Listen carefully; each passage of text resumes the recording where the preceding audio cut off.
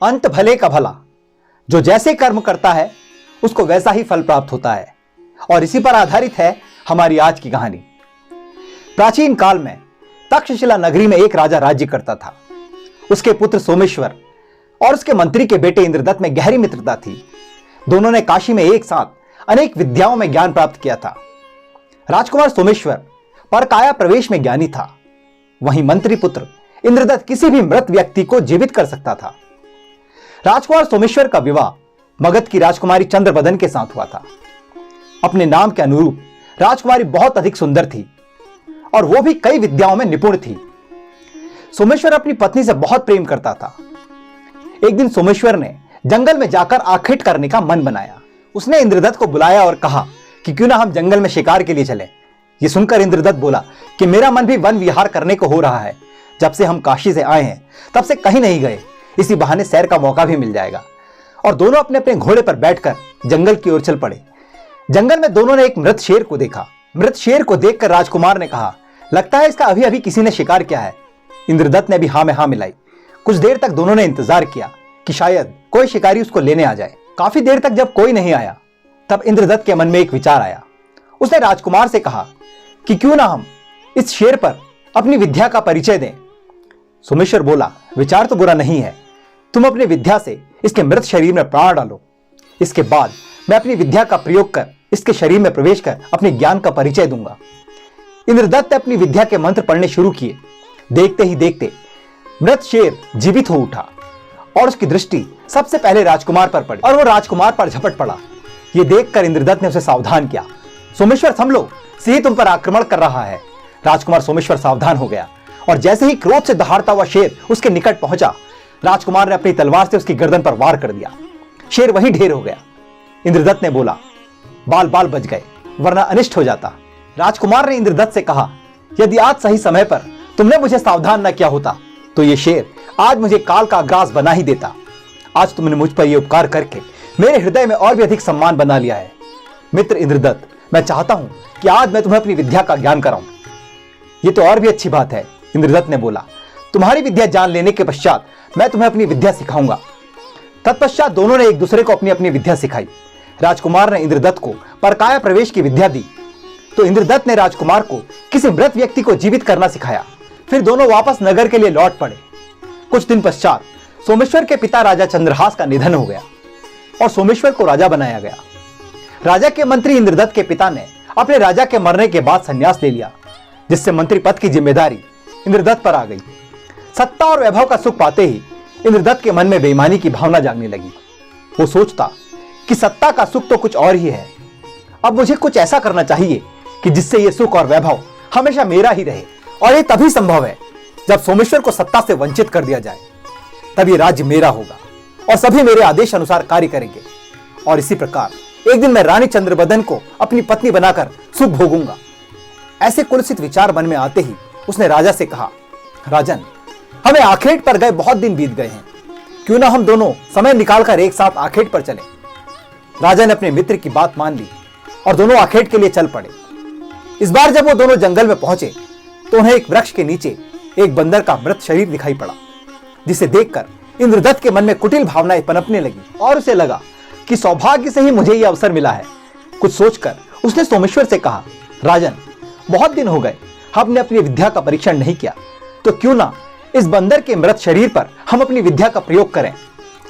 इस प्रकार मालूम हो जाएगा कि राज्य कार्यों में व्यस्त रहने के बाद भी हम अपनी विद्या को नहीं भूले हैं।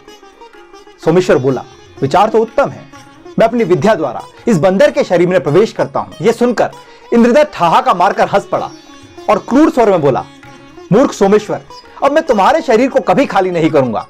तुम्हारे शरीर का उपयोग करते हुए मैं राज सिंहासन का सुख भोगूंगा और तुम्हें मिलेगी सिर्फ मौत। ऐसा कहकर सोमेश्वर बने इंद्रदत्त ने अपनी तलवार निकाल ली और बंदर बने सोमेश्वर पर झपट पड़ा। जान बचाने के लिए बंदर एक ऊंचे वृक्ष पर चढ़ गया और एक वृक्ष से दूसरे वृक्ष पर छलांग लगाते हुए जंगल में भाग गया और सोचने लगा, मैं जिस इंद्रदत्त को अपने प्राणों से भी अधिक समझता था वो तो बहुत कपटी निकला। मैंने बहुत बुरा किया जो अपनी विद्या का ज्ञान उसे करा दिया।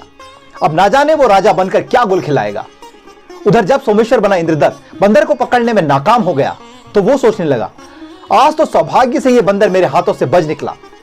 किंतु मुझे कुछ ऐसा करना होगा जिससे कि यह बंदर मेरे हाथों से बचने ना पाए। यही सोचता हुआ सोमेश्वर बना इंद्रदत्त वापस महल में पहुंचा।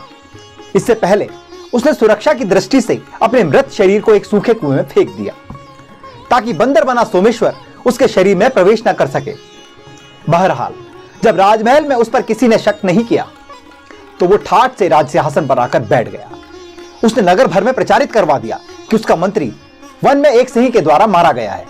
अपने राजा की बात पर इंद्रदत्त के घर वालों ने विश्वास कर लिया। सोमेश्वर के रूप में इंद्रदत्त की हर आज्ञा का पालन हो रहा था, किंतु मन ही मन वो बेहद डरा हुआ था कि कहीं बंदर बना सोमेश्वर नगर में ना अधमके और अपनी पत्नी और अपने विश्वासी सेनापति से सारी बातें बताकर उसका भंडाफोड़ ना कर दे। अतः उसने सभासदों को बुलाकर कहा, हमें ऐसी सूचना मिली है कि आजकल हमारे राज्य में बंदरों ने बहुत आतंक मचा रखा है। ये बंदर फसलों को चौपट कर रहे हैं। हमारी आज्ञा है राज्य के समस्त बंदरों को पकड़कर मार दिया जाए और जो भी व्यक्ति जितने बंदर मारेगा उसे सरकारी राजकोष से प्रति बंदर मारने के एवज में 200 चांदी की मुद्राएं दी जाएंगी। इसके अतिरिक्त उस व्यक्ति को विशेष रूप से पुरस्कृत किया जाएगा जो बोलने वाले बंदर को पकड़ कर लाएगा। घोषणा की देर थी कि अनेक बहेलिये पुरस्कार के लालच में अपने कार्य में जुट गए। बंदरों की शामत आ गई। झुंड के झुंड पकड़कर मार दिए गए। बंदर बना सोमेश्वर भी कब तक बचता। एक दिन संध्या के समय एक बहेलिया ने उसे पकड़ लिया। वो सोचने लगा, कल इस बंदर को राजदरबार में ले जाऊंगा और इसे राजा को सौंपकर 200 चांदी की मुद्राएं हासिल कर लूंगा। बहेलिया के मनोभाव जैसे बंदर ने पढ़ लिए। वो उसे मानवी भाषा में बोला, मित्र बहेलिये, तुम पुरस्कार पाने के लालच में मुझे राजा को सौंपना चाहते हो।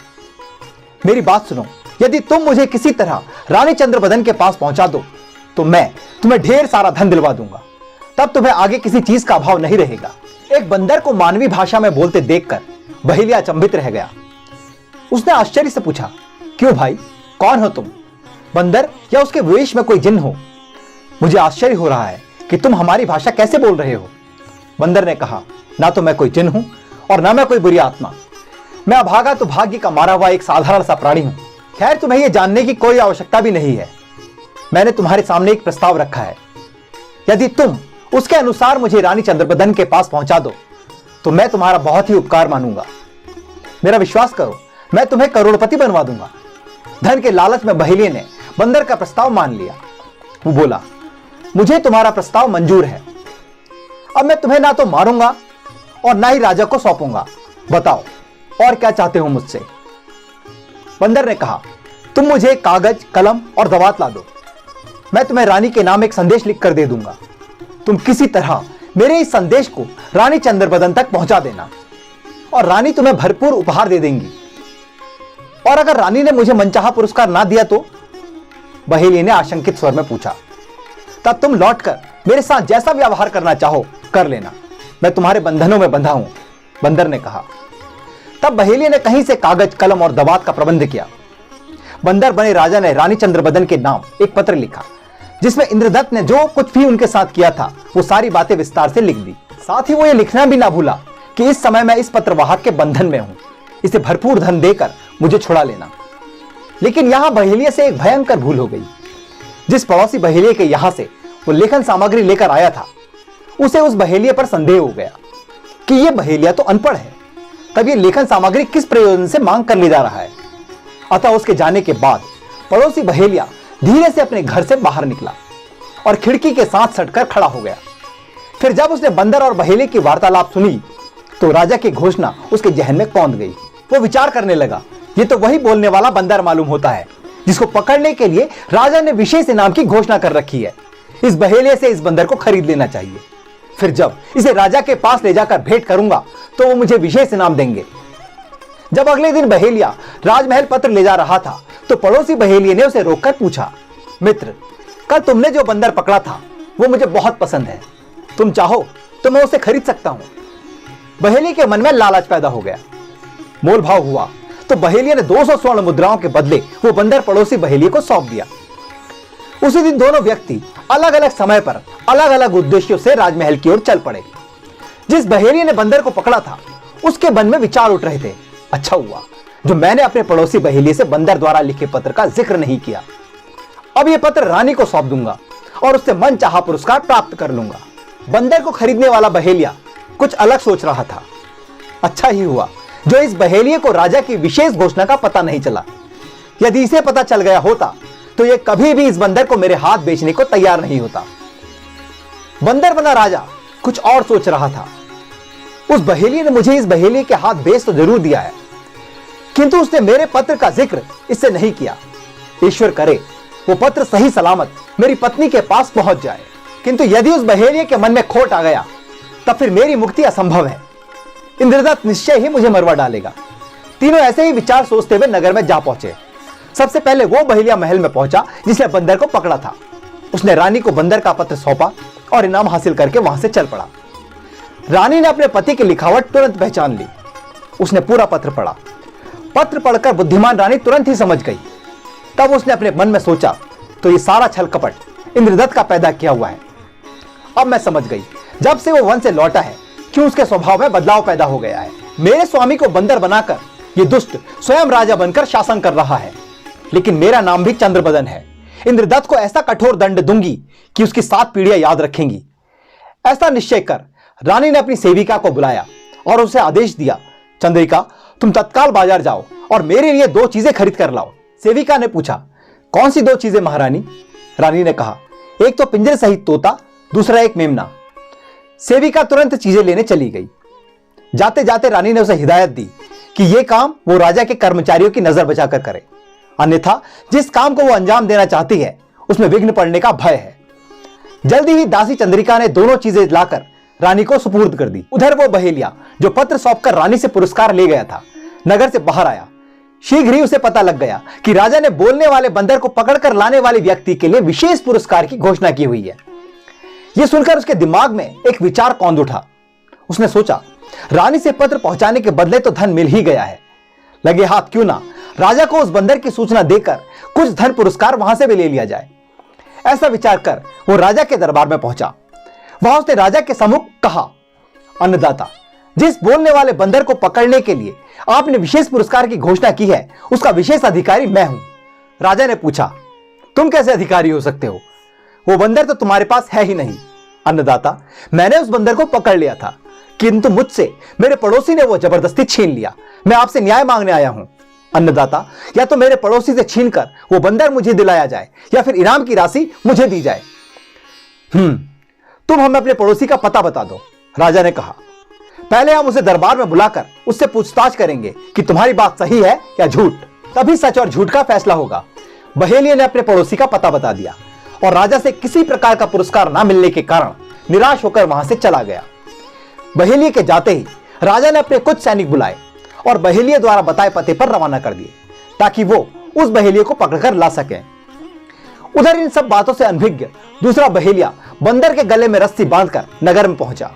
जब वो बहेलिया महल के नीचे से गुजरकर राज दरबार की ओर जा रहा था, बंदर ने आस भरी दृष्टि से महल के ऊपर की ओर देखा। रानी चंद्रबदन उसे दिखाई दी गई। मुंडेर पर एक तोते का खाली पिंजरा भी उसे दिखाई दिया और यह भी उसे दिखाई दे गया कि रानी ने उस समय एक तोता अपने हाथों में पकड़ा हुआ था। रानी ने भी नीचे झांका तो बहेलिया और बंदर उसे दिखाई दे गए। बस फिर क्या था, रानी ने संकेतात्मक सीटी बजा दी। सीटी बजाने के साथ ही उसने तोते की गर्दन मरोड़ दी। सीटी का स्वर सुनते ही बंदर समझ गया कि रानी ने अपना काम कर दिया है। तब उसने अपनी विद्या के प्रभाव से बंदर का शरीर छोड़ दिया। ऊपर जैसे ही तोता मरा, विद्या के प्रभाव से बंदर के शरीर से निकलकर राजा के प्राण तोते के शरीर में प्रविष्ट हो गए। रानी ने तोते को पिंजरे में बंद किया और अपने कमरे में चली गई। उधर महल के नीचे बंदर के इस प्रकार अचानक मर जाने के कारण बहेलिया हतप्रभत रह गया। वहां से आने जाने वाले नगरवासी भी रुक रुक कर इस दृश्य को देखने लगे। किसी ने राज दरबार में जाकर राजा को यह बात बता दी और राजा भी वहां पहुंच गया। बंदर के मृत शरीर को देखते ही, पलक झपकते ही राजा समझ गया कि सोमेश्वर बड़ी चालाकी से अपना बंदर का चोला त्याग कर किसी दूसरे जीव के शरीर में प्रविष्ट हो गया है। लेकिन किसके शरीर में? बहुत सोच विचार के पश्चात इंद्रदत्त की समझ में आया कि जिस भी प्राणी के शरीर में सोमेश्वर ने प्रवेश किया है वो महल के आसपास ही कहीं मौजूद है।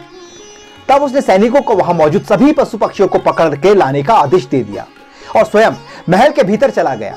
सबसे पहले वो रानी चंद्रबदन के कक्ष में पहुंचा और बोला, रानी चंद्रबदन, आज मैं तुम्हारा एक भी बहाना नहीं सुनूंगा। तुम्हें मुझे बताना ही होगा कि किस कारण तुम मुझसे मिलने से हिचकिचाती रही हो। क्या तुम्हें मुझसे प्रीति नहीं रही है? प्रीति तो मुझे अपने पति से अब भी है, रानी बोली, किंतु तुमसे मुझे कोई प्रीति नहीं है। इसके विपरीत मुझे तो संदेह है कि तुम कोई बहरूपीय हो जिसने मेरे पति का अहित करके उसका रूप धारण कर लिया है। तुम्हारा संदेह निराधार है रानी चंद्रबदन, हम तुम्हारे पति सोमेश्वर ही हैं। हरगिज नहीं, रानी बोली, तुम मेरे पति कैसे हो सकते हो? तुम में तो एक भी लक्षण नहीं है मेरे पति जैसा, सिवाय तुम्हारे शरीर के। अच्छा बताओ, क्या तुम परकाया प्रवेश नाम की उस विद्या को जानते हो जिसके द्वारा किसी भी जीवित व्यक्ति के शरीर में प्रवेश किया जा सकता है? ओह, तो ये बात है रानी चंद्रबदन। अब अपना संदेह समाप्त कर दो, हम आपको विश्वास दिलाते हैं कि हम ये विद्या जानते हैं। इंद्रदत्त ने मुस्कुराकर उत्तर दिया। रानी बोली, सिर्फ कह देने मात्र से काम नहीं चलेगा, क्या तुम इस बात का प्रमाण प्रस्तुत कर सकते हो? हाँ हाँ, क्यों नहीं। ठीक है, मैंने एक मेमना मंगवाया है, मैं उसका वध करती हूं, आप उसके शरीर में प्रवेश करके दिखाइए, तभी आप पर विश्वास करूंगी, रानी ने कहा। राजा बना इंद्रदत्त सहर्ष तैयार हो गया। तब रानी ने अपनी सेविका को भेजकर मेमने को मंगवाया और उस मेमने का सर काट दिया। फिर वो राजा से बोली, राजन, अब इस मेमने के शरीर में प्रवेश करके अपनी बात का प्रमाण दीजिए, ये क्या मुश्किल है। ऐसा कहकर सोमेश्वर के बताए ज्ञान से राजा बने इंद्रदत्त ने मंत्र पढ़ने आरंभ किए। मंत्रों का प्रभाव होते ही मेमने का कटा हुआ सिर जुड़ गया। फिर उसके शरीर में हरकत पैदा हुई, वो जीवित हो उठा। इसके साथ ही राजा का शरीर निष्प्राण होकर भूमि पर गिर गया। ये देखकर रानी जोर से चिल्ला पड़ी, स्वामी, मैदान साफ है, शीघ्रता से अपने शरीर में प्रवेश कर जाइए। तोता बना सोमेश्वर तो पहले से ही तैयार बैठा था। वो तेजी से पिंजरे से निकला और मंत्र पढ़ता हुआ तोते का शरीर छोड़कर अपने शरीर में प्रवेश कर गया। फिर दो बातें एक साथ हुई। अपना स्वरूप फिर से पाकर सोमेश्वर ने तत्परता से मेमने का सिर काट डाला। उधर रानी ने तोते की गर्दन मरोड़ दी। राजा द्वारा तोते की गर्दन मरोड़ कर फेंकते ही इंद्रदत्त की आत्मा शून्य में भटकने लगी। उसे ना तो मेमने के शरीर में स्थान मिला और ना ही तोते के शरीर में। तब सोमेश्वर ने जोर जोर से मंत्रों का जाप प्रारंभ कर दिया। मंत्रों के प्रभाव से आकाश मार्ग से एक अग्निशिखा प्रकट हुई। देखते ही देखते उस अग्निशिखा ने शून्य में भटकती इंद्रदत्त की आत्मा को अपने घेरे में ले लिया। सोमेश्वर जैसे जैसे मंत्रों का जाप करता गया, अग्निशिखा का घेरा उतना ही विशाल होता गया। कुछ ही देर में उस अग्नि के घेरे ने इंद्रदत्त की आत्मा को लील लिया। फिर वो अग्निशिखा जिस प्रकार अचानक प्रकट हुई थी उसी प्रकार अदृश्य हो गई। इस प्रकार रानी की सूझबूझ से राजा सोमेश्वर ने पुनः अपना शरीर प्राप्त कर लिया। किसी कवि ने सच ही कहा है, धीरज धर्म मित्र अरु नारी, आपद काल परखिए चारी। अर्थात धैर्य, धर्म, मित्र और नारी की पहचान आपातकाल में ही होती है। दोस्तों, आपको ये कहानी कैसी लगी हमें कमेंट बॉक्स में जरूर बताइएगा और हाँ, हमारे चैनल को सब्सक्राइब करना ना भूलिएगा।